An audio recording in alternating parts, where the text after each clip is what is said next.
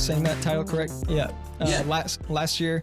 How was that experience? And can you explain what that program entails really? Yeah.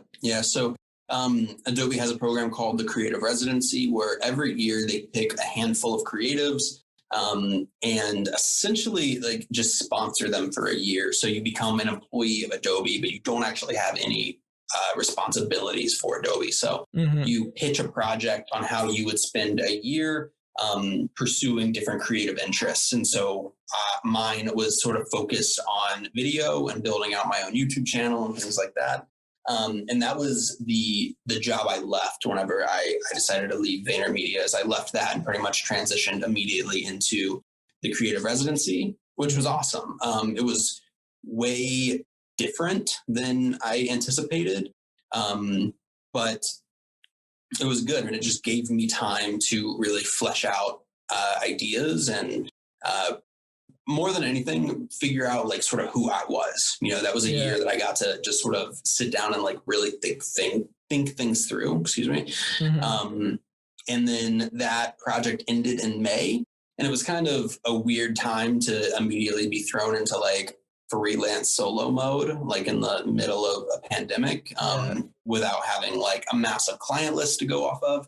So that was like a good experience. I'm just like being resourceful and understanding how to create income and things like that. And then for the last, since May, so closing in on, I don't know, what is that, 6-7 months of being like a totally like solo creator. Yeah. I mean, that's a massive transition, but like you've gained the experience. Like I could tell with your YouTube videos and everything that you're posting out, like I know you could do it. So just congrats on being a solo creator, I guess, yeah, thanks, man. And so that Adobe residency, they just let you do whatever you want. Like they don't really care what you create. I mean, in a way, like for the most part, once you get selected for the program, which the application process is extremely in depth and takes a long time. So they really like do their due diligence to make sure they're picking the right people.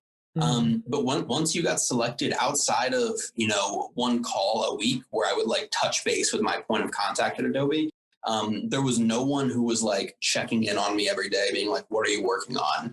It was sort of just trusted that I was, building out some sort of creative project. And, I think every resident is different and like the value they provide for Adobe. But like during that year, like I was doing tons of speaking engagements and like podcasts and really, really trying to amplify Adobe and what Adobe sort of stands for and things like that. So as long as I was consistent on those tracks, I think they didn't really stress too much over where my time was being spent. Yeah. And